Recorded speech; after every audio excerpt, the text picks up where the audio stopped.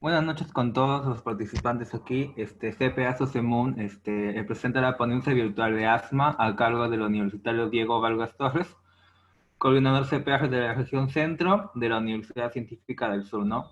Le agradecemos por su participación y también a Diego, ¿no? Adelante, Diego.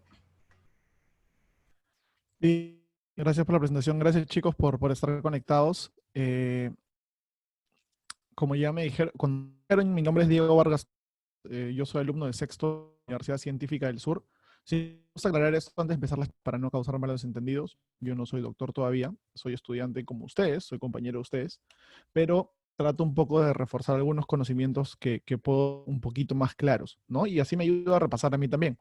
Entonces, la ponencia de hoy es un poquito hablar de asma, ¿sí? El Día Mundial contra el Asma ha pasado hace muy poco, y hoy día nos vamos a enfocar un poco en la fisiopatología, ¿sí?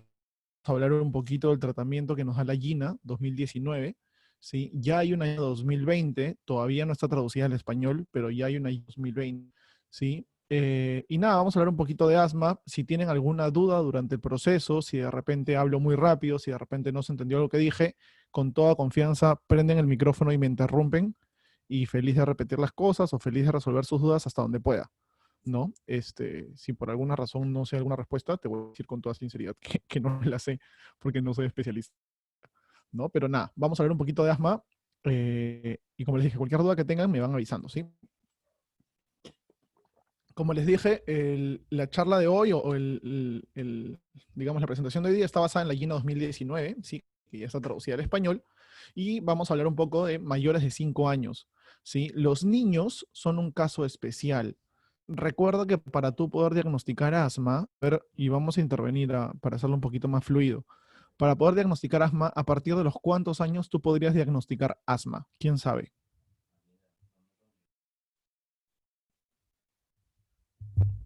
¿Alguien sabe más o menos a partir de a qué edad puedes diagnosticar asma? ¿O se puede diagnosticar desde siempre? A partir de los 2, exacto. Gracias, doctora Ale, qué lindo que esté acá. A partir de los 2 años. Generalmente diagnosticar asma a partir de los 2 años, ¿sí? Sin embargo, la guía te dice lo siguiente. Si es que tú tienes un niño menor de 2 años, que no solamente tuvo un episodio de sibilancias, sino que ha tenido hasta 2 o 3 y encima tiene todos los factores de riesgo del mundo que vamos a ver ahorita, tú podrías decir que el niño es asmático. Pero generalmente, casi siempre, el diagnóstico de asma es en niños mayores de 2 años, ¿sí? Mayores de 2 años. Y la guía se va a dividir en el tratamiento o el manejo de niños mayores de 5 y menores de 5. El manejo agudo para los niños mayores de 5 lo vamos a ver hoy, ¿sí? Y el manejo agudo para niños menores de 5 años, muy parecido, pero cambian algunos criterios, algunos enfoques, ¿sí? Pero hoy día vamos a ver un poco mayores de 5 años, ¿ok? Listo, entonces hay que saber bien qué cosa es el asma. El asma, y me gustaría resaltar esto, es claramente una enfermedad respiratoria, pero se caracteriza por la inflamación, ¿sí? La inflamación es el principal componente del asma. ¿Qué pasa? Tú tienes un bronquio, ¿cierto? Dibuja un bronquio aproximadamente. Y el bronquio tiene su epitelio, ¿cierto? Una cosa diferente es que yo tenga algo que esté dentro del bronquio que lo esté obstruyendo, ¿no? Por ejemplo, moco, por ejemplo, detritus celular de alguna reacción inflamatoria o algo, tenga algo dentro del bronquio que esté obstruyendo su luz. Eso es una cosa, eso se llama obstrucción bronquial. Si hay un síndrome de obstrucción bronquial por algo que está bloqueando la vía. Es muy diferente a que yo tenga, perdón, voy a mover esto, ya. Es muy diferente a que yo tenga mi bronquio, ¿no? Del mismo color rojo, mi pared por un costado, ¿no? Digamos que esa es la luz del bronquio, y que yo tenga algo o que me pase algo que haga que esta pared se inflame. Por lo tanto, si esta pared se inflama, la luz bronquial se va a encoger, ¿cierto? Se va a encoger y va a ser mucho más chiquita. Esta inflamación es lo que caracteriza el asma, ¿sí? Esta inflamación es la que caracteriza el asma. Y es una inflamación crónica. No es solamente un episodio agudo, es el paciente que vive con inflamación toda su vida, en diferentes grados. ¿Sí? Hay algunos que tienen un síndrome obstructivo bronquial o una crisis asmática una vez cada 6 meses, una vez cada año. Algunos adolescentes ya no tienen crisis asmática. ¿no? Pero es una inflamación crónica con la que vive el paciente toda su vida. Si resalto esto, la inflamación es el principal componente, ¿sí? La inflamación crónica, antes se decía que era solamente de los bronquiolos, ¿no? Ahora ya se descubrió que es también de los bronquios, ¿sí? No es solamente la última parte antes de llegar al alveolo. Recuerda que tú tienes tu bronquiolo terminal, ¿sí? Tu bronquiolo terminal, y luego empieza tu alveolo, ¿sí? Tu saco alveolar. Los que están más arriba se llaman bronquios, ¿cierto? Antes se creía que solamente era la inflamación de los bronquiolos, ahora ya se sabe que también es la inflamación de los bronquios, ¿sí? Entonces, no solamente bronquiolos, sino también bronquios, ¿ok? Crónicamente, inflamación, principal componente. Ok, vamos a ver un poco de la fisiopatología y necesito que estés prestando atención a esto y que no te pierdas, ¿sí? Porque si entiendes esta parte de la fisiopatología, vas a entender ya todos los pasos del tratamiento. Va a ser súper sencillo entender los pasos del tratamiento, ¿sí? Entonces, en el asma, ¿qué pasa? Tenemos un estímulo, ¿sí? Un estímulo, vamos a ver ahora qué estímulos pueden ser, pero puede ser, por ejemplo, qué sé yo, la pelusa, puede ser polvo de ácaro, puede ser el polvo de la ciudad, puede ser el polvo de tu casa, puede ser, qué sé yo, alguna comida, puede ser a los peluches que tienes, pueden ser un montón de cosas, pero llega un estímulo, ¿sí? Y un estímulo va a hacer que se inflame tu vía aérea, ¿ok? Va a hacer que se inflame tu vía aérea. Ahora, si tu vía aérea se inflama, quiere decir que hay un infiltrado celular, ¿cierto? Pero un infiltrado celular ¿de qué? ¿De qué tipo de células? ¿Quién sabe de qué tipo de células hay un infiltrado? Díganme nombres, por favor. Yo les doy uno, por ejemplo, acá, un fagocito, por ejemplo. ¿No? Hay un fagocito que se infiltra. ¿Qué otro tipo de células llevan al infiltrado celular para que se inflame?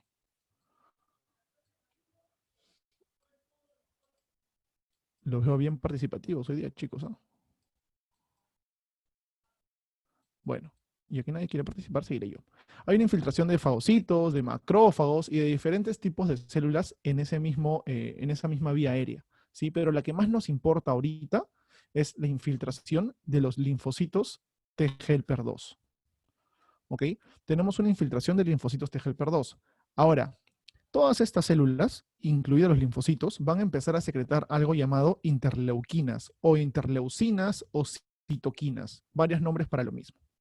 Estas citoquinas, en el caso de la interleuquina 2, ¿sí? La interleuquina 2, perdón, interleuquina 2, va a hacer que forme un complejo, se forme un complejo llamado inmunoglobulina E. Ahora, este linfocito de helper 2 también va a secretar diferentes interleuquinas, 16, 10, 12, que van a hacer que todas estas células sigan viniendo, que se sigan produciendo y que sigan infiltrando esta vía aérea. ¿Ok? Entonces tenemos la inmunoglobulina E producida por la interleuquina 2, producida por el linfocito T helper 2, mediado por la interleuquina 2. ¿Ok? Inmunoglobulina E, que lo vamos a representar con esta especie de Y. Esta inmunoglobulina E se va a pegar al mastocito, ¿sí? Una de las tantas células que participan en la infiltración de la vía aérea. Se va a pegar este mastocito en su capa más superficial. Y esa va a ser la primera etapa del asma. ¿Ok? La inmunoglobulina E que se está pegando al mastocito. ¿Listo? Va a venir un segundo estímulo, una nueva llegada del alergeno, digamos la pelusa, el polvo del ácaro, el polen, lo que sea, y este alergeno se va a pegar directamente a la inmunoglobulina E, ¿sí? Se va a pegar a la inmunoglobulina E. Una vez que se pega a la inmunoglobulina E, esta inmunoglobulina E va a hacer que el mastocito genere diferentes sustancias. Entre ellas la histamina, van a haber muchas otras sustancias, pero lo que más nos importa ahorita para la fisiopatología son los leucotrienos, ¿sí? Este mastocito, mediado por inmunoglobulina E y por ese estímulo que llegó, va a generar leucotrienos. ¿Y estos leucotrienos qué van a provocar en nosotros o qué van a provocar en los pacientes? Tres cosas muy importantes. Broncoconstricción, ¿sí? Broncoconstricción, el bronquio se achica, edema de la pared, como les expliqué hace un ratito, ¿no? La pared del bronquio se inflama y secreción mucosa. ¿Ok? Entonces, no basta con tener tu bronquio y que ya de por sí sea chiquito, sino que encima hay edema, o sea que crece la parte de infiltración. Y encima hay secreción mucosa, o sea, encima hay algo que bloquea dentro de ese pequeño canal que quedó, ¿no? Entonces, eso básicamente es el asma, ¿sí? Broncoconstricción, edema y secreción mucosa, ¿no? Entonces, de por sí tu bronquio era grande y abierto, ¿no? Pero las personas con asma, debido a toda esta cascada que hemos visto, el bronquio se cierra bastante y encima se llena de sustancia mucosa por dentro. Y encima, si tienes una infección sobreagregada, una infección viral, se va a tapar muchísimo más por detrito celular. ¿Ok? Si tú entiendes esto y entiendes esa cascada, vas a entender por qué se dan ciertos medicamentos. ¿Te acuerdas que te dije que el asma como definición era el edema, la inflamación? Entonces tu tratamiento de base crónico va a ser tratar este edema, ¿cierto? ¿Y ese edema con qué se trata? Con corticoides. Por eso la piedra angular del tratamiento del asma son los corticoides. ¿Ok? Los corticoides. Ahora, en una crisis asmática, en la cual al paciente se le cierra el pecho, se le cierra el bronquio, tú tienes que hacer que ese bronquio se dilate, ¿sí? Se dilate. Entonces tienes que luchar contra esta broncoconstricción. ¿Y con qué luchas contra esta broncoconstricción? Con beta-2, ¿no? Beta-agonistas. El más conocido de todos en el Perú, el salbutamol, ¿no? Los inhaladores, los puffs de salbutamol, broncoconstricción. ¿Sí? También puedes dar antihistamínicos y antisecretorios, podría ser, pero básicamente el tratamiento de base para una crisis aguda asmática, beta-agonistas y corticoides. Y los corticoides van a ayudar a disminuir el edema de manera crónica. Ok, Diego, todo muy bonito, pero ¿qué pasa si los corticoides no llegan a tratar esa a manera crónica? Ya te pasas a la segunda línea. Ok, hay edema, pero ¿quién provocando ese edema? Los leucotrienos. Ah, ya, pues entonces la siguiente etapa de tratamiento van a ser los antileucotrienos. Los antileucotrienos serían la etapa de tratamiento, ¿cierto? Porque, ok, no pude parar el edema, mejor corto los leucotrienos de una. Diego, ¿sabes qué? No funciona. Los leucotrienos no están funcionando. Ok, me voy a la siguiente etapa. ¿Qué hace que se produzcan los leucotrienos? Aparte de los alergenos que llegan, la inmunoglobulina E, ¿no? Entonces, ¿qué pasa si yo tengo un medicamento que vaya en contra de los receptores o en contra de la inmunoglobulina E? ¿Quién es ese? El omalizumab. El omalizumab es un anti-inmunoglobulina E. Entonces, ahí, entendiendo esta fisiopatología, puedes entender las etapas de tratamiento crónico. Primero con corticoides, si no funciona le agrego leucotrienos y si no funciona ya de ahí me voy a drogas, ¿no? Como el omalizumab. O bien de una, ¿no? Puedes ir aumentando la dosis de corticoides, puedes ir aumentando la dosis de antileucotrienos y al omalizumab. Pero así, esta es la secuencia de tratamiento, que lo vamos a ver después. Ahorita me interesa que entiendas la fisiopatología. Y el estímulo que genera una inflamación en la vía aérea. ¿Por qué? Porque hay una infiltración de muchas células. Fagocitos, macrófagos, mastocitos, linfocitos T helper 2, linfocitos T helper 1, linfocitos B, etcétera, etcétera, fagocitos, fibroblastos, etcétera, etcétera, etcétera. El más importante ahorita, linfocitos T helper 2. ¿Qué hace el linfocito T helper 2? Emite interleuquinas. Y estas interleuquinas hacen que las células, por quimiotaxis, lleguen al sitio de infiltración. Una de las interleuquinas, la interleuquina 2, genera estas inmunoglobulinas E. Y estas inmunoglobulinas E se van a pegar al mastocito. En una segunda entrada el alergeno se pega a la inmunoglobulina E y por una reacción citoquímica y una cascada, que no viene al caso ahorita, van a emitir estos mastocitos los leucotrienos, además de la histamina y otras cositas más. Y estos leucotrienos son los que van a participar básicamente en contra del bronquio. ¿Cómo? Generando broncoconstricción, generando edema y generando secreción mucosa para terminar de taponar ese bronquio que ya estaba chiquito. Entonces, el tratamiento de base, primero beta-2 agonistas para la crisis aguda y el tratamiento del edema, ¿no? Con corticoides. Si no funciona, te vas a tratar con leucotrienos como segunda etapa y si no funciona, te vas a tratar la inmunoglobulina E como tercera etapa. ¿Ok? Hasta ahí, ¿alguna duda, por favor?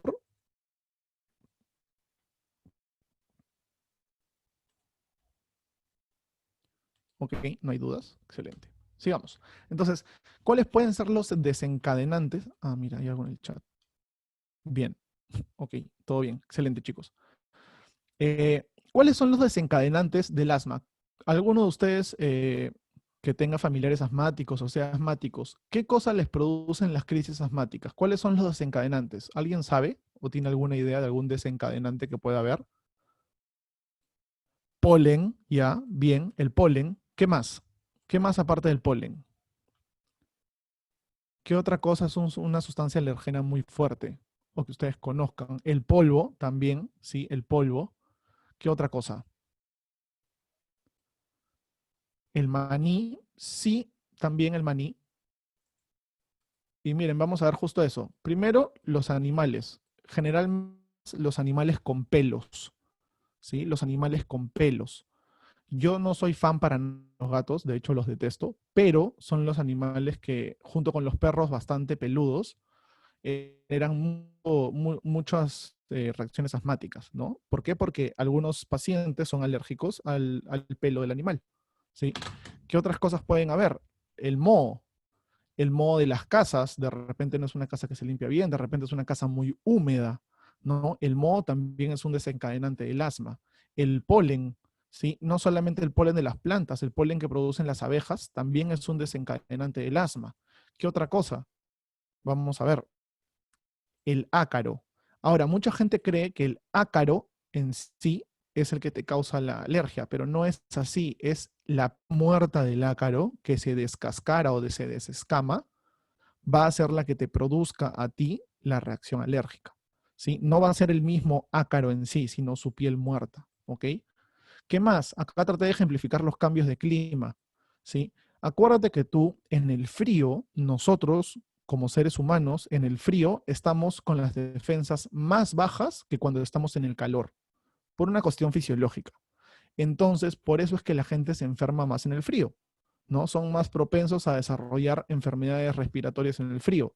Y como lo dijo bien, no sé quién dijo acá, Karen Polo, puso infecciones respiratorias. Sí, las infecciones, ya sea bacterianas o virales, son un desencadenante muy importante del asma. De hecho, según el Hospital 2 de Mayo, eh, son el principal desencadenante de asma en ese hospital, ¿no? En el Hospital 2 de Mayo en Lima. ¿Ok? Entonces, las infecciones, ¿por qué? Porque estamos inmunodeprimidos. Por eso les pongo aquí el cambio de clima. ¿Qué más? Los tóxicos que hay en el ambiente, ¿no? Los tóxicos de las fábricas, el azufre y qué sé yo, todos esos tóxicos que hay en el ambiente, incluido el polvo, son desencadenantes de asma también. ¿Qué más? El humo del tabaco, el humo del cigarro también es un desencadenante del asma o de las crisis asmáticas. ¿Ok? Entonces acá tienen un ejemplo, varios ejemplos de desencadenantes. Eh, Pelo de animal, moho, polen, no solamente de las plantas, sino también de las abejas, los ácaros, bueno, la piel muerta, los cambios de clima, las infecciones virales, las infecciones bacterianas, el humo o los contaminantes que hay en el ambiente y también el humo del cigarro. Son desencadenantes para desarrollar la crisis asmática. Ahora, no quiere decir que estos desencadenantes son los que te causan el asma, ¿sí? Estos desencadenantes son los que apretan el gatillo para que se desarrolle toda esta cascada que hemos visto hace un ratito, ¿ok? Listo, acá está un poquito más resumido. Este cuadro no es mío, lo encontré en internet, me parece muy bueno, ¿sí? Miren el bronquio normal, ¿ok? Abierto, el broncoespasmo precoz, ¿sí? En una inflamación aguda. ¿Te acuerdas que te dije que había broncoespasmo por los leucotrienos? Mira cómo se cierra, ¿sí? Mira cómo se cierra, ¿ok? Acá tiene que ver la histamina, el mastocito, las citoquinas que te estaba comentando, los demás mediadores como los eosinófilos, los monocitos, los macrófagos y todas esas células intervienen en la fisiopatología, intervienen en el infiltrado celular. Entonces, no es solamente que el bronco se empieza a cerrar, mira cómo empieza a aumentar la pared, mira estos puntitos que están aquí, ¿sí?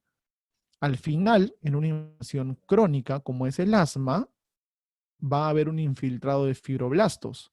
Y estos fibroblastos van a ser los que remodelen el epitelio bronquial. Y ya no va a quedar así bonito como quedaba antes. Mira cómo queda el fibroblastos. ¿Sí? Entonces, por eso es importante tratar el asma, para que deje de haber inflamación, para que deje de haber noxas. ¿Sí? Por eso es importante también salir de esos desencadenantes para que el remodelado no acabe con nuestro epitelio bronquial. ¿Ok?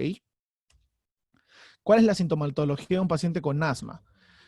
En verdad la sintomatología es bastante clásica, ¿sí? Es un paciente que llega sin poder respirar, ¿no? Le cuesta respirar porque obviamente ese bronquio está cerrado.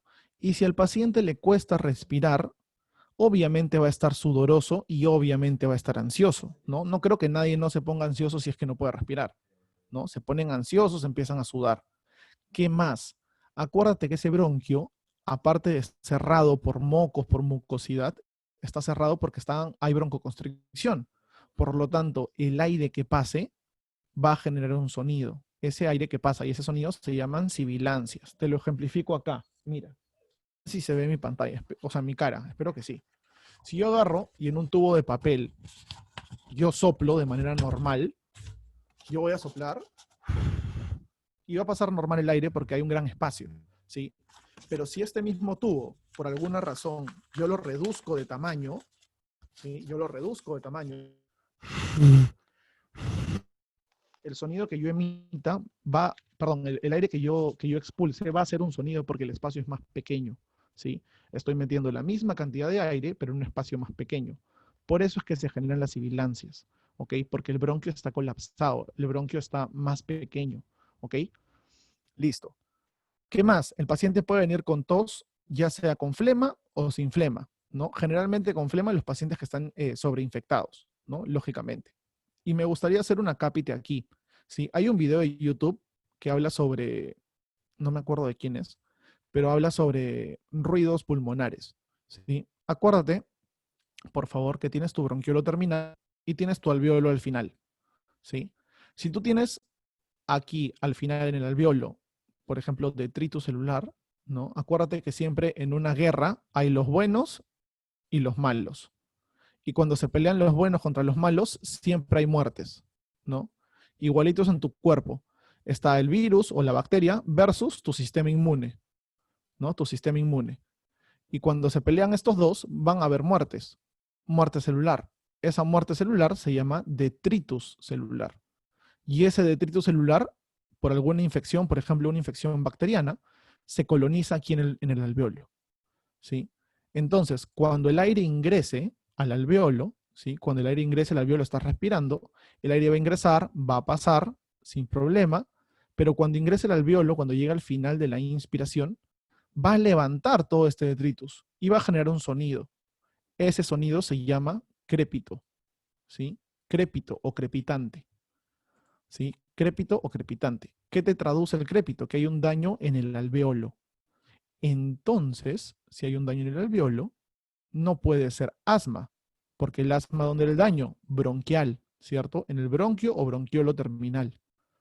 ¿Sí? Entonces, si tú escuchas crépitos en un paciente, eso no es asma, ¿ok? Eso no es asma. Muy diferente a que si yo tengo mi bronquiolo terminal y mi alveolo, y ese detritus celular o esa pelea que hubo entre un virus y mi cuerpo termina siendo detritus celular, pero el detritus celular se aloja aquí, en la pared del bronquio. Si el detritus celular se aloja en la pared del bronquio, cuando entre el aire, va a mover todas estas secreciones o este detritus celular y va a generar un sonido. Va a entrar al alveolo limpio, va a salir y cuando salga, también va a mover estas secreciones o este detritus celular y va a generar un sonido. Ese sonido a la inspiración y a la expiración se llama subcrépito. Alveolo es crépito, bronquio o bronquiolo terminal es subcrépito. ¿Ok? Subcrépito. Diferencia. Si viene un paciente con subcrépitos, sí puedes pensar en asma, porque es un daño bronquial. ¿Sí? Lógicamente aquí hay menos espacio para que pase el aire, porque hay algo que lo está tapando. ¿Ok? Entonces, sí hay subcrépitos en el asma. Puede haber subcrépitos en el asma. Y el sibilante, tienes aquí de nuevo tu bronquiolo terminal y al final tu alveolo. Eso es lo normal y si pasa el aire no hay ningún problema. Pero ¿qué pasa en el asma? ¿Te acuerdas que había edema? ¿Te acuerdas que había broncoconstricción? ¿No? Entonces, ese bronquio ya no va a estar de este tamaño. Ese bronquio va a estar de repente así, ¿no? Más pequeño y el alveolo va a estar del mismo tamaño. Entonces, el aire al pasar va a ser un silbido. La misma fisiopatología, si quieres ver, como hace una tetera, ¿ok? Va a generar un silbido. Ese silbido se llama sibilancia. Entonces, ¿qué te quiero decir con esto? Que en el asma tú puedes encontrar sibilancias, puedes encontrar subcrépitos, Podrías encontrar roncus, si quieres, que es cuando mueves secreciones como la flema, podrías encontrarlo. Pero lo que nunca vas a encontrar en el asma es un crépito, ¿sí? Entonces, si en tu examen te preguntan, eh, ruido pulmonar que se escucha cuando hay asma, y hay roncante, sibilante, subcrépito y crépito, vas a marcar que no existe el crépito, ¿no? No hay crépitos en el asma, ¿ok? No hay crépitos en el asma. Por favor, tenlo muy claro. A mí me vino una vez en un examen de neumología.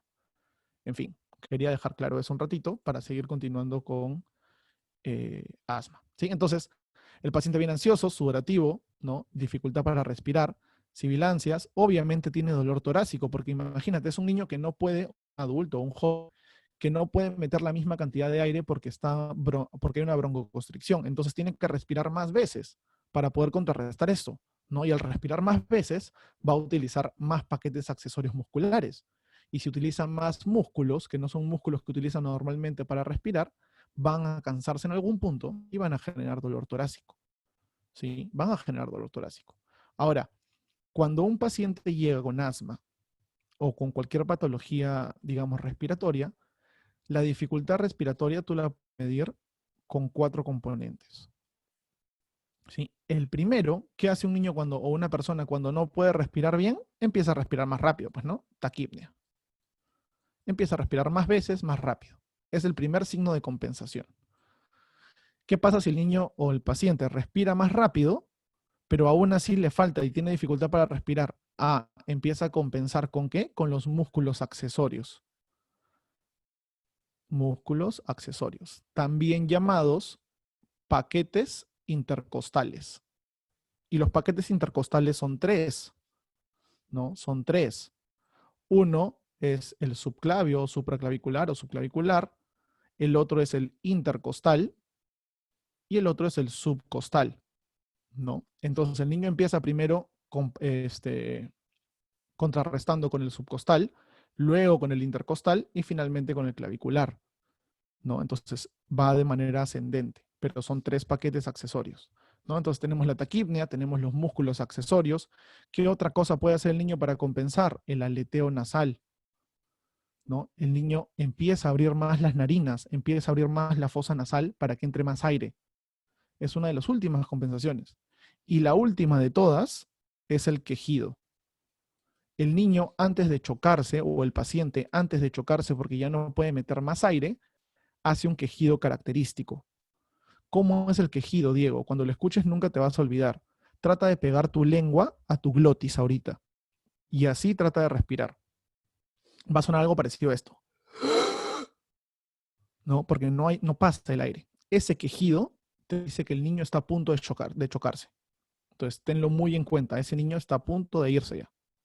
¿Okay? Entonces, la dificultad respiratoria se mide con básicamente 4 parámetros. Taquipnea para compensar, músculos accesorios o paquetes musculares accesorios, o paquetes intercostales que están aquí, aleteo nasal y el quejido. El quejido es el último, se dice pre-mortem o pre-shock. ¿Sí?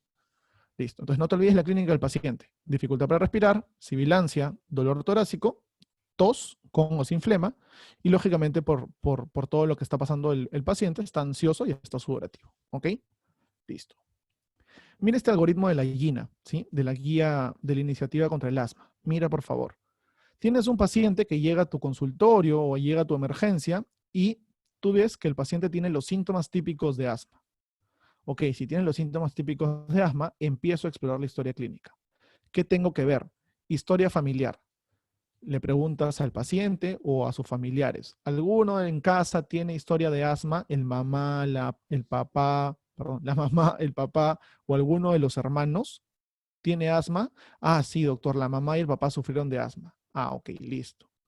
Una pregunta, ¿el niño o el paciente ha tenido alguna alergia alguna vez? Sí, doctor, tenía dermatitis atópica y tenía rinitis, ¿no? No sé si sabes, si te han enseñado, pero la dermatitis atópica, la rinitis y el asma son la triada de la atopía, ¿no? Que son los alérgicos de por sí. Entonces, un paciente con rinitis y con dermatitis atópica tiene todos los boletos para ser asmático.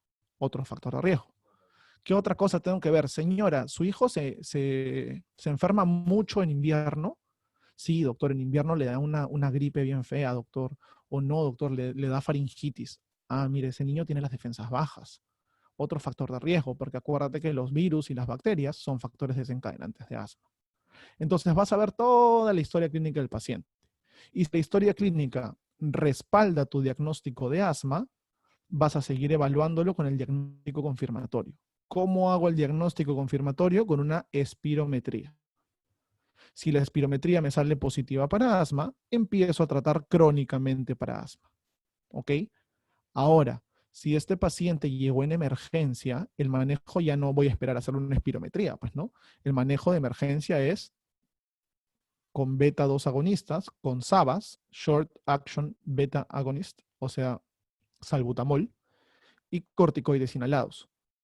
¿Sí? Es el tratamiento empírico para la crisis asmática. Beta 2 agonistas o SABAs, Short Action Beta Agonist, más un corticoide inhalado, ¿sí? Inhalated corticosteroid. Es el tratamiento para la emergencia. Pero el tratamiento crónico lo vamos a ver ahorita. Me gustaría que te aprendas el gráfico, ¿sí? Paciente con síntomas de asma, la historia clínica lo respalda, está en emergencia, sí, allá, le doy tratamiento de rescate. Beta 2 agonistas con corticoides. No, me ha venido por consulta externa. Ah, ya, puedo hacerle una espirometría y confirmar el diagnóstico tranquilo, ¿sí? Puedo confirmar el diagnóstico tranquilo. Listo. ¿Cómo va a ser el tratamiento? El tratamiento, antes de ver la escala, me gustaría que te enfoques en esto de aquí. ¿Qué dice? Primero que nada, tienes que confirmar el diagnóstico, si es que puedes, ¿no? De repente no tienes los medios, pero si es que puedes, confirmas el diagnóstico con la espirometría, ¿sí? Función pulmonar. ¿Qué más tengo que ver? Comorbilidades. El paciente es obeso, el paciente es diabético, el paciente es hipertenso, el paciente tiene alguna patología renal. ¿Qué otras comorbilidades tiene el paciente? ¿Sí? ¿Qué más tengo que ver? Tengo que enseñarle la manera correcta de usar el inhalador, porque el inhalador va a ser su base, su tratamiento base. Tengo que aprender a usar el inhalador. No sé si ustedes han visto esta serie Doctor House, hay un episodio muy famoso en el que llega una paciente que tiene asma y le dice al doctor House que no se ha podido curar, que lleva usando el inhalador ya 2 semanas y no se cura. Y House le dice, ¿por qué? ¿Por qué no se cura? No sé, doctor, no me curo. A ver, muéstrame cómo usa el inhalador. Y agarra el inhalador y se lo pone como perfume, ¿no? Y no es culpa de la paciente, es culpa de los médicos, de nosotros, porque nunca le enseñamos cómo hacerlo, ¿no? A mí me pasó una vez, y eso no me lo han contado, una mamá que ponía el inhalador y se lo daba al niño. Lo agitaba y se lo daba al niño. Pero ¿qué pasaba? Que no quitaba la tapita, no quitaba la tapa. Entonces todo el medicamento se quedaba en la tapa, ¿no? Entonces es nuestra responsabilidad enseñarles a los padres, enseñarles a los cuidadores, a los pacientes a usar el inhalador, ¿sí? A usar el inhalador. ¿Qué más tengo que ver? Tengo que, una vez que ya receté todas las cosas que voy a recetar, tengo que ajustar el tratamiento. ¿Qué significa eso? Primero que nada, tratar los factores de riesgo que se puedan modificar. Señora, ¿tiene muchos peluches en el cuarto del niño? Sí, ok, se van esos peluches. Señora, ¿tiene mascota? Sí, doctor, tenemos un perrito y un gatito. Señora, ¿hay posibilidad de que esa mascota ya no esté en casa? No, doctor, ¿cómo me voy a deshacer de mis mascotas? Ok, pero que el niño juegue lo menos posible con ellos, porque eso puede ser el alergeno. Señora, ¿en casa fuman? Sí, doctor, fumamos. Ok, tienen que dejar de fumar por el bien de su hijo. Señora, ¿su hijo se enferma muy rápidamente, muy frecuentemente en invierno? Sí, doctor, se enferma muy frecuentemente. Ah, entonces tienen que abrigar mejor a ese niño, porque si no se va a seguir enfermando. Tienen que alimentarlo mejor a ese niño, porque si no se va a seguir enfermando. ¿Ok? Entonces, tienes que ver que todos los factores de riesgo que puedas modificar, los modifiques. ¿Ok? Señora, tienen que hacer limpieza en casa mucho más seguido. Si su hijo cuando hace limpieza se enferma, empieza a estornudar, sí, sí, doctor. Ah, de repente es alérgico a los ácaros, de repente es alérgico a la humedad, de repente es alérgico al polvo, ¿no? Entonces, cuando esté el niño, cuando vayan a limpiar, señora, mejor que el niño no esté, ¿no? Mejor que el niño salga del cuarto y regrese cuando ya han limpiado. Tienes que modificar todos los factores que puedas para que ese niño salga adelante.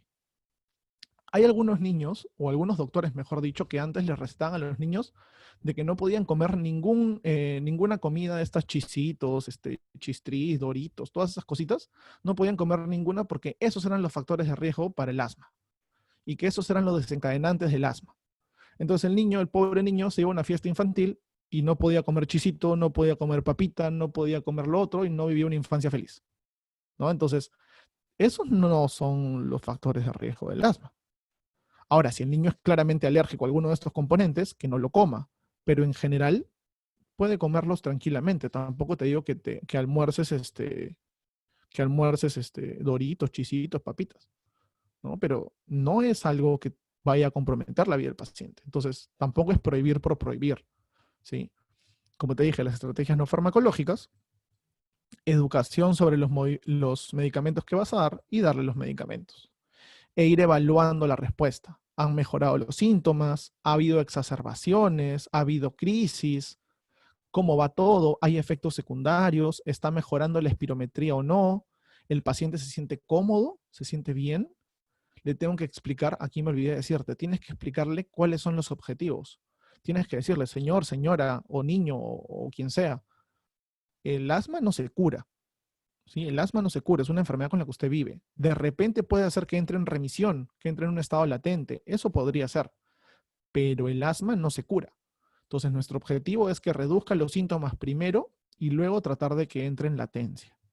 ¿Ok? Tienes que explicarle al paciente para que el paciente entienda que no es una enfermedad curable. ¿Ok? Listo. Un ratito que me ha dado sed. Listo. Ahora, ¿cómo voy a hacer el tratamiento a largo plazo? ¿Sí? ¿Cómo voy a hacer el tratamiento a largo plazo? Como te dije, el tratamiento base del asma es el corticoide. ¿Sí? Cuando tú veas las siglas ICS, significa corticoide inhalado. Entonces, mira, el paso 1 es corticoide inhalado asociado a formoterol. ¿Qué es el formoterol? ¿Alguien sabe qué cosa es el formoterol? Por favor, en el chat, o puede prender su micro. ¿Alguien sabe qué cosa es el formoterol? ¿Qué tipo de medicamento es?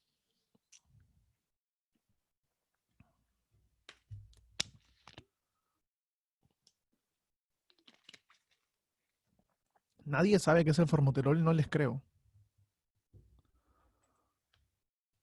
Beta 2 agonista, gracias. Sí, es un beta 2 agonista, es un beta agonista. Sí, es un beta 2 agonista, pero no de acción corta, sino de acción larga. ¿Ok? De acción larga. Entonces, el tratamiento de base, corticoide inhalado, más un beta agonista de acción larga. Entonces, ¿qué estás haciendo acá? Por un lado, con el corticoide disminuyes el edema, y por el otro lado, con el beta 2 agonista de acción larga, evitas que ese bronquio se cierre, ¿no? Que haya broncoconstricción, evitas eso, ¿no? Eso a dosis bajas, ¿ok? Ese es tu paso 1. Corticoide inhalado más formoterol a dosis bajas, ¿sí? A dosis bajas. Diego, no se controla. El paciente sigue igual, sigue haciendo crisis. Ok, me voy al paso 2. ¿Cuál es el paso 2? Corticoides inhalados a dosis bajas, ¿sí? A dosis bajas todos los días. Acá de repente no era todos los días, de repente era una vez cada 3 días. Acá ya es diario, ¿sí? Ya es diario. Diego, ¿y por qué le doy corticoide a dosis bajas? ¿Por qué no de frente me voy a dosis altas? Porque acuérdate que los corticoides a largo plazo generan un síndrome de Cushing. Y yo no quiero que mi niño, que mi asmático, se ponga con síndrome de Cushing. Entonces, por eso es a dosis bajas al principio. ¿Sí? Ahora, si no funciona este paso 2, ¿a quién empieza a aparecer? Los LTRA. ¿Qué son esos? Antagonistas de leucotrienos. ¿Te acuerdas en la fisiopatología que te expliqué hace un rato? ¿No? Si no funcionaban ahí los medicamentos corticoides y beta 2, me iba al siguiente paso, que eran los leucotrienos. Por eso te lo dije, ¿sí? Entonces, el siguiente paso es irme a antileucotrienos, ¿sí? Empiezo a trabajar con antileucotrienos. Diego, aún así no funciona el tratamiento, el paciente no va bien. Me voy al paso 3, que dice, asocio corticoides inhalados con los antagonistas de receptores leucotrienos. Aquí te acuerdas que era solo corticoides a dosis bajas y acá era solo antileucotrienos.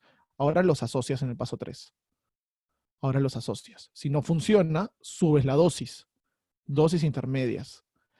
Y si no funciona, te vas al paso 5. ¿Qué es el paso 5?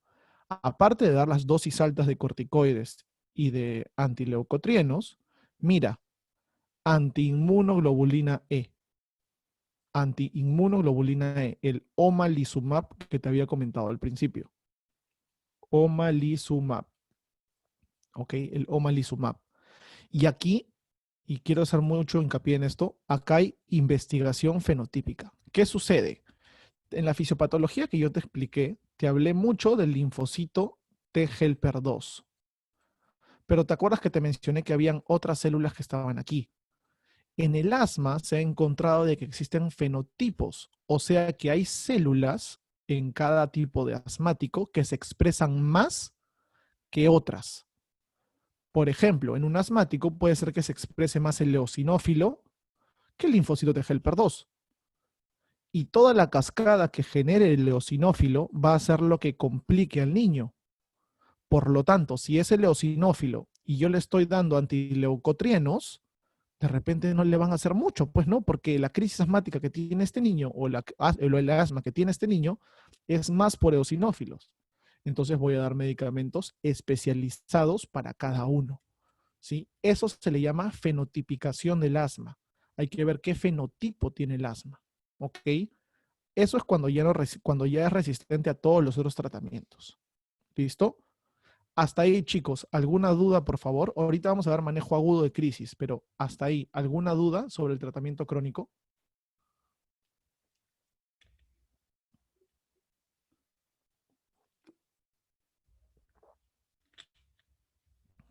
Listo, no hay dudas. Continúo. Algunas recomendaciones que hace la GINA. Antes se daba, por ejemplo, SABAs, o sea, Short Action Beta Agonist, o sea, beta 2 agonistas de acción corta, ¿no? Como el salbutamol, se daban de tratamiento crónico en monoterapia. La GINA ahora recomienda de que no se haga eso, que se haga solamente corticoides. ¿Por qué? Porque disminuyen más los corticoides, las exacerbaciones, que el mismo beta 2, ¿no? Entonces, por eso lo están dando con corticoide ahora, puro corticoide. Los pacientes con alma incluso leve pueden hacer exacerbaciones, ¿sí? Y mira, el corticoide inhalado a dosis bajas reduce notablemente las hospitalizaciones y la muerte por asma. El corticoide de dosis bajas previene muy bien las exacerbaciones, ¿sí? Entonces, por eso están dando corticoides. El tratamiento se basa en corticoides, ¿ok? Chévere. ¿Cuándo considero que un tratamiento está funcionando bien? Perdón. ¿Cuándo considero que un tratamiento está funcionando bien? Si es que yo trato a mi paciente y en los 3 meses siguientes no me hace ninguna crisis. Por ejemplo, si yo trato a mi paciente con el paso 2, ¿sí? Con el paso 2, y en 3 meses no me hace ninguna crisis, yo tengo todas las de la ley de bajar de escalón y bajar al paso 1. Antes le estaba dando el paso 2 corticoides inhalados a dosis bajas, ahora le doy, y era diario, ahora le puedo dar los corticoides interdiario y vamos a ver cómo se maneja, ¿no? Vamos a ver cómo se maneja. Pero el que manda son los 3 meses de periodo estable, ¿sí? 3 meses estables. Listo.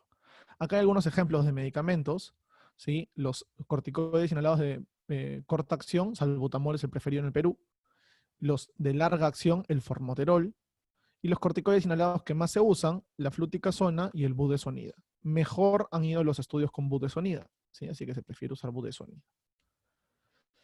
Este es un resumen que yo hice sobre el manejo de la crisis asmática en emergencia, ¿sí? Mira, te llega un paciente mayor de 5 años, ¿sí? Voy a hacerlo con otro color para que se vea mejor. Tienes un paciente que llega mayor de 5 años y tienes que ver, ¿el paciente se está ahogando? No. ¿El paciente está confundido? ¿Tiene alteración del sensorio? No. ¿El paciente tiene un tórax silente, o sea que ya no entra aire? No. Ah, entonces si no le pasa eso, puedo estar un poquito más tranquilo y puedo estadificarlo. Puedo ver si es moderado o puedo ver si es severo. Pero si tiene alguno de estos síntomas, quiere decir que el paciente está a punto de chocarse. Por lo tanto, entro en protocolo de emergencia. Interconsulto a UCI porque ese paciente va a terminar intubado. Empiezo a darle beta 2 agonistas, oxígeno y me preparo para intubar ese paciente. ¿Sí? Me preparo para intubar ese paciente. Eso si es que tiene alguno de estos 3 signos. Si no los tiene, puedo ir un poco más tranquilo al triaje. En el triaje, el paciente lo vas a dividir en leve, moderado y severo. El severo es aquel paciente que habla palabra por palabra. No puede hablarte en frases. El paciente está así. Doctor, "Oh". Entonces no puede hablar en frases, está ahogándose. ¿Sí? Está muy agitado, su frecuencia respiratoria muy alta, su frecuencia cardíaca para compensar muy alta y está utilizando los músculos accesorios. ¿No? Tú vas a ver los tirajes ahí. El hombre se está ahogando. En cambio, en el moderado, tienes un paciente que llega y te habla algunas frases. Doctor, es que me estoy ahogando. No, ya tiene más tiempo. ¿Sí? Entonces, el paciente obviamente prefiere estar sentado, no está tan agitado, su frecuencia respiratoria sí está aumentada, pero no es crítico, y generalmente, ojo, generalmente no utilizan los músculos accesorios, generalmente. Su saturación puede variar, ¿sí? Su saturación puede variar.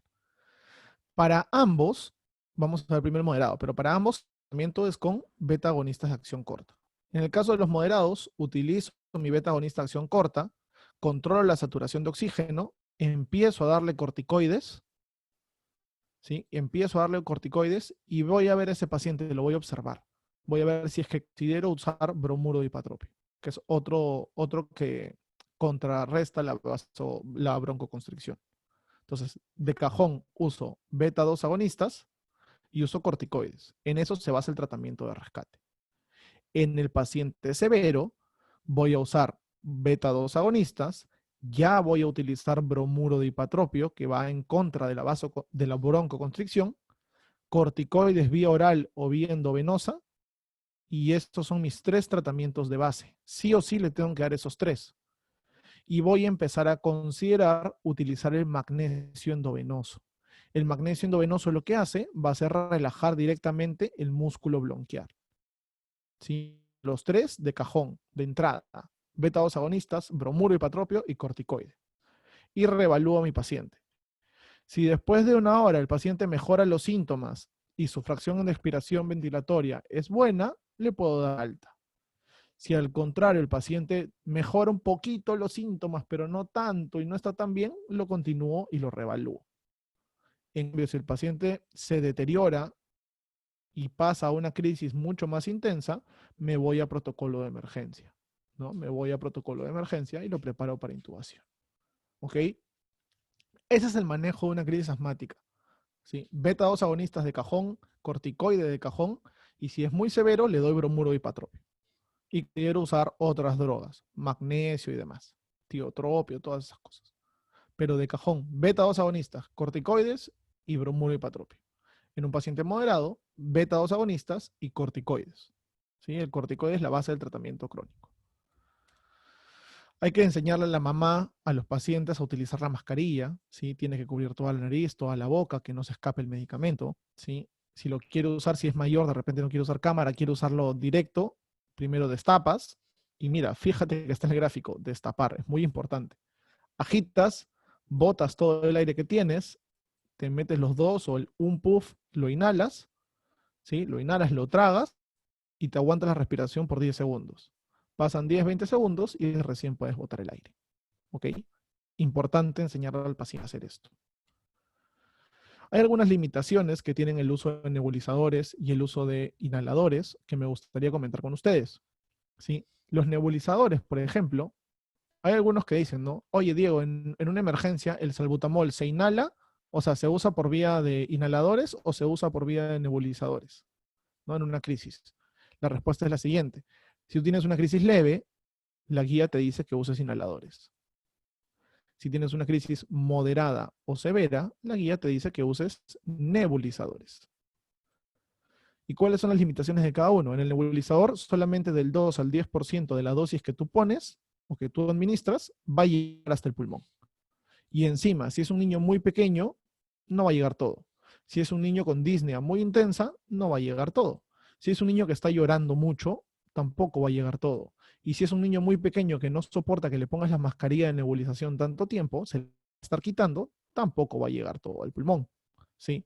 ¿Qué otra limitación tiene el nebulizador? Que tienes que estar con un tratamiento de 10 a 20 minutos. Tienes que tener al niño de 3 años a las 2 de la mañana nebulizándolo por 20 minutos. ¿No? Entonces es difícil que se cumpla. Es difícil tener un nebulizador en casa, no todos tienen la opción de poder comprar uno, ¿no? Requiere prepararse, requiere limpieza, requiere que no se use la misma mascarilla y demás cosas, ¿no? Entonces hay algunas limitaciones para el uso de nebulizador, pero también hay algunas limitaciones para usar el inhalador, ¿no? Si no se usa con cámara espaciadora, disminuye su eficacia. ¿Alguien sabe, por ejemplo, cuánto está un inhalador en el mercado? ¿Cuánto cuesta un inhalador aproximadamente? ¿Alguien sabe?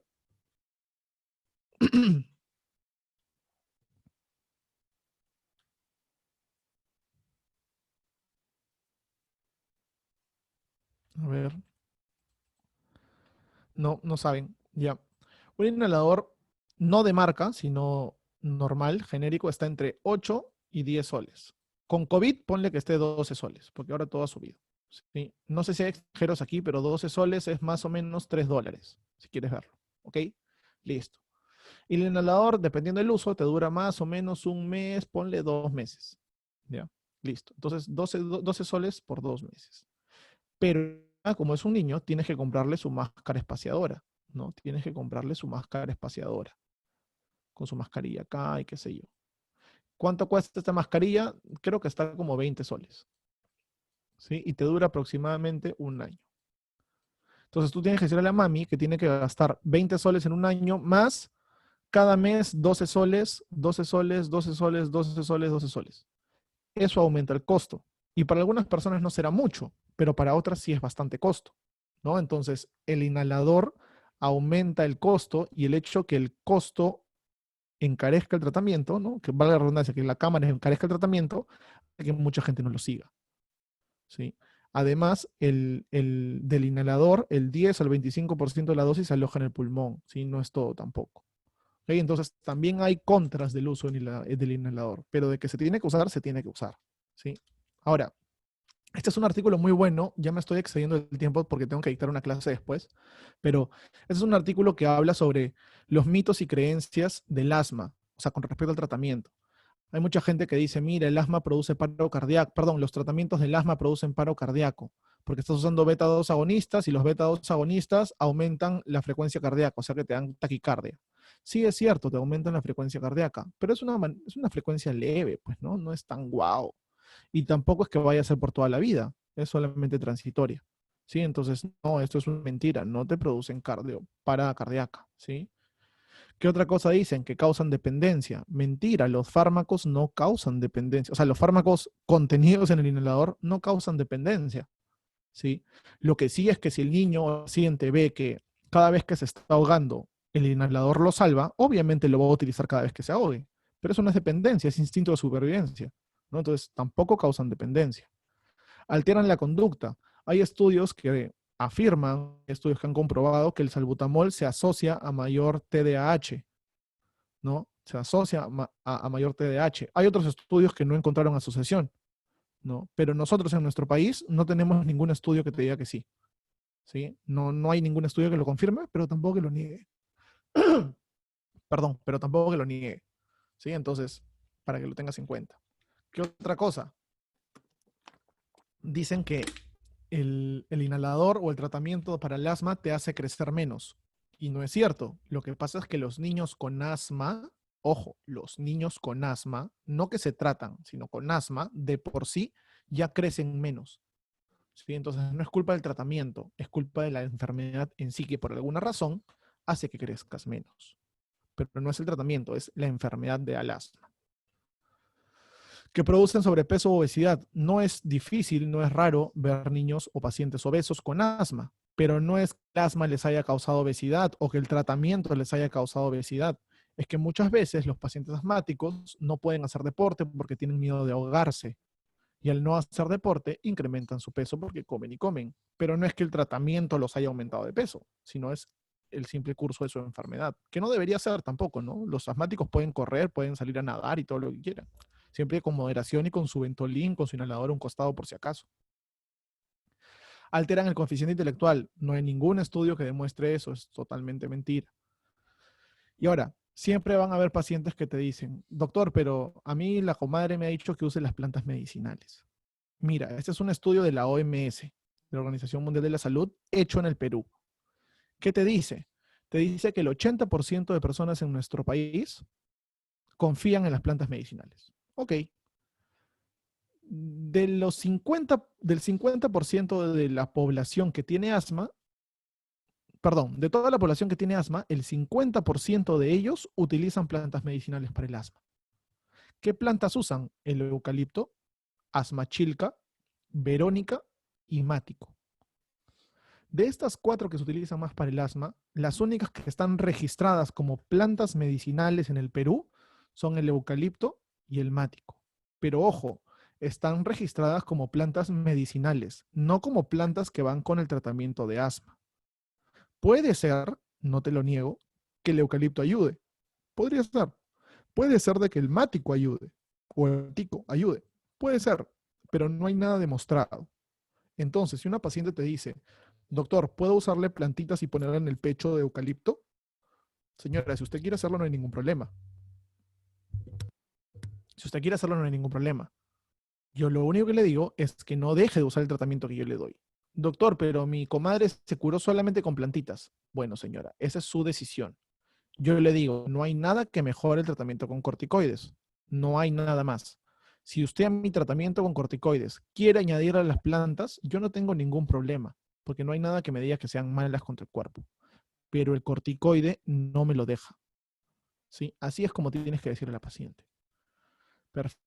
Esto es lo que les hablaba de la mayor eficacia en nebulizaciones. En cierta forma sí, ¿no? En las crisis asmáticas y moderadas es mejor usar nebulización y en las crisis leves es mejor usar inhalador. Y listo, chicos. Eso ha sido un poco lo que yo les he podido compartir sobre asma. Espero que se haya entendido, que haya sido didáctico. Voy a darles algunos minutitos por si tienen alguna pregunta que hacerme. Voy a tratar de contestarla. ¿Sí? Mientras van haciendo las preguntas, si es que tienen, los invito a seguirme en mi Instagram. Aquí cuelgo todas las charlas y todas las ponencias que estoy dando. Mañana hay una ponencia sobre anatomía cardíaca y otra en la noche sobre lupus eritematoso sistémico. Por si las quieren escuchar, aquí cuelgo toda la información. El sábado y el domingo estoy organizando un webinar pediátrico, ¿sí? Son charlas por YouTube con ponentes de Ecuador y Perú que nos van a hablar sobre temas pediátricos, pero que no son muy mencionados, ¿no? Vamos a hablar un poco de dosificación pediátrica de fármacos, vamos a hablar un poquito de craneosinostosis, vamos a hablar un poquito de manejo de la hidratación y de la diarrea, de la ictericia neonatal y de los trastornos cardiovasculares del recién nacido. Entonces, si quieren, es completamente gratis y si se inscriben no tienen que asistir a las 5, pueden asistir solamente a una ponencia, se dividen entre sábado y domingo. Y toda la información, como les digo, está en mi Instagram. ¿Sí? Ahí manejo toda la información, ya somos casi 12,000 personas. Y nada, si les apetece, si les sigue, pueden seguirlo por ahí. ¿Sí? Listo. A ver, ¿alguna pregunta? ¿Me puedes explicar algo sobre las variantes del asma? ¿A qué te refieres con variantes del asma, Rosa? Exactamente a qué te refieres con variantes del asma. En un tratamiento de asma, si terminado el mes del tratamiento el paciente se siente mejor, ¿es necesario que siga con su preventivo con salmeterol? A ver, lo que les decía, ¿no? Si tú estás en el paso, por ejemplo, 2 del tratamiento, ¿no? ¿Cuál es la indicación para bajarle el tratamiento? Para bajar de tratamiento, la indicación es 3 meses. Si el niño pasa o el paciente pasa 3 meses sin ninguna crisis, puedes bajar de tratamiento a una dosis menor, a un medicamento menor.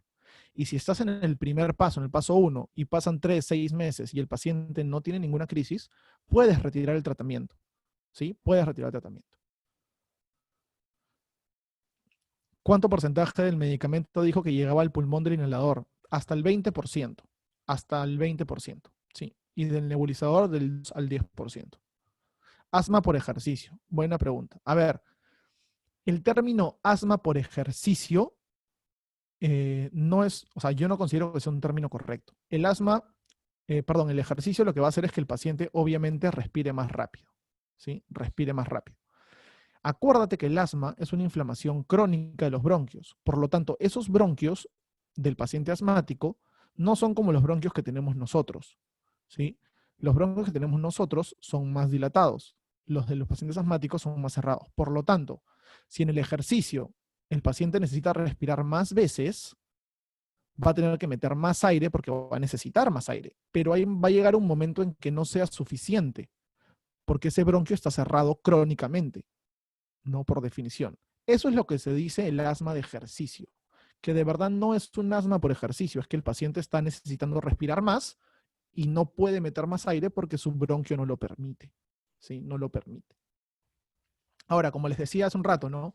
Existen muchas variantes eh, de tipificación del asma, ¿no? Como yo les dije, o sea, la que hablamos hoy día es básicamente sobre los linfocitos T helper 2, ¿no? Y cómo producen, cómo producen leucotrienos, inmunoglobulina E y demás cosas, y se genera toda la fisiopatología. Sin embargo, obviamente, como dice Rosa, también hay mediación por eosinófilos, hay mediación por macrófagos, hay mediación por fibroblastos, ¿no? Que es otro tipo de asma que es ya otro tipo de fenotipo, ¿no? Que no lo hemos visto hoy día, que no es, digamos, el más común de todos. ¿Sí? Sin embargo, la guía GINA 2020 te habla mucho, sí, de los eosinófilos. Yo les recomiendo, si es que quieren saber más sobre el asma eosinofílica, hay un video en YouTube del doctor Veller. Doctor Veller, se escribe B chica E-L-L-E-R. Él te explica la fisiopatología del asma y te hace ver por qué el eosinófilo es tan importante en esta cascada. Entonces, les recomiendo que si quieren saber un poquito más, de repente yo no tengo tanta información sobre eso, chequeen ese video del doctor Veller, ¿sí? Está en YouTube, búscalo como doctor Veller, fisiopatología del asma, y te va a explicar linda la cascada de eosinofilia. Sí, porque yo no, la verdad sería mentirte, Rosa. Y nada, si no hay más preguntas, muchas gracias por estar aquí, muchas gracias por asistir a la charla. Espero haber podido contribuir un poco con ustedes, ¿sí? Y nada, cualquier cosa que necesiten me pueden escribir, yo les contesto sin ningún problema. Y nada, muchas gracias por invitarme. Muchas Bien, gracias, Diego. Sí, gracias a ustedes.